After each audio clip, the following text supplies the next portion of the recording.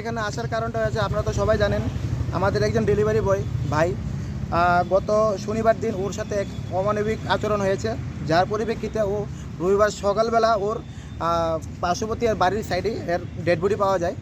তো সেই অবিলম্বে আমরা আজকে আমাদের ডিজি সাহেবের কাছে একটা ডেপুটেশন প্রদান করব। আমাদের দাবি আসামিদের অবিলম্বে গ্রেপ্তার করতে হবে। দ্বিতীয়ত, আসামিদের কঠিন থেকে কঠিনতম শাস্তি প্রদান করতে হবে। প্রসেনজিৎ সরকারের পরিবারের উপযুক্ত ক্ষতিপূরণের ব্যবস্থা করতে হবে এবং রাজ্যের সমস্ত অনলাইন হোম ডেলিভারি কর্মীদের সামাজিক সুরক্ষা প্রদান করতে হবে। এটা আমাদের রাজ্য সরকারের কাছে একটাই আহ্বান, আমাদের অল অনলাইন হোম ডেলিভারি কর্মী অ্যাসোসিয়েশনের পক্ষ থেকে। তো আপনারা কি মনে করেন আজকের এই ঘটনাটা নিয়ে?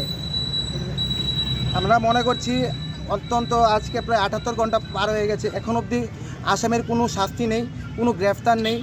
আমরা জানি না কি হচ্ছে বা কী নেই। আমরা চাই নিরপেক্ষভাবে পুলিশ প্রশাসন এটার সুষ্ঠু বিচার করুক।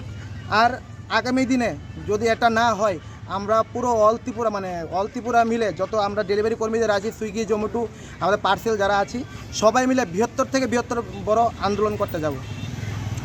আপনার পরিচয়টা? আপনার নাম? আমার নাম রূপক শাহ, আমি এক্সপ্রেস কুরিয়ারের একজন ডেলিভারি এজেন্ট।